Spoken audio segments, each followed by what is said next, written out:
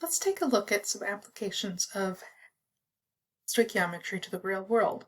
Now, in the real world, we have issues with having too much or too little of certain things.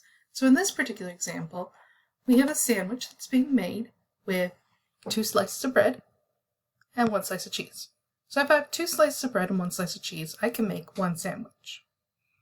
If I have 28 slices of bread and I only have 11 slices of cheese, if I have 11 slices of cheese, that means I'm going to need 2 slices of bread for each of that slice of cheese. So I'm going to need 22 slices of bread to make 11 sandwiches. Now, I've got 28, so that means I've got 6 slices of bread that aren't used to make a sandwich. So if I make my sandwiches, I can make 11 sandwiches, and then there's 6 slices of bread left over. So notice, this is what we call a limiting reactant. So the cheese here is limiting. It limits how much we can make. And the bread is excess. So we have extra. So excess reactant or extra reactant. Just,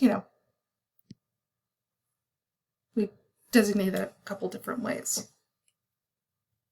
So the limiting reactant is completely used up, and it's based on our mole ratios. So we'll take a look at how we actually apply this and how we actually do this using stoichiometry. So if we look at moles only, use this reaction before, I have C3H8 plus 5O2 forming 3CO2 and 4H2O. If I have 4 moles of C3H8 and 4 moles of O2, I want to know what am I going to run out of first. So let's figure out what our limiting reactant would be here.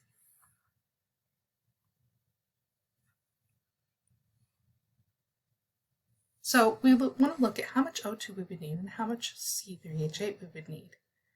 So we want to compare one thing to another. So how much oxygen would I need to react with 4 moles of C3H8?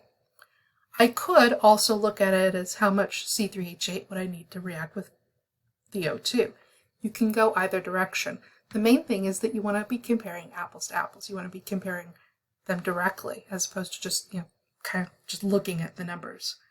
So if I have 4 moles of C3H8, and from the balanced equation I know there's 5 O2s for every 1 C3H8, then I can write this ratio that for every 4 moles of C3H8 multiplied by 5 moles O2 for every 1 mole C3H8, I would need 20 moles of O2 to completely react with 4 moles of C3H8. 20 is way more than 4, so I don't have enough. So my O2 is going to be my limiting reactant.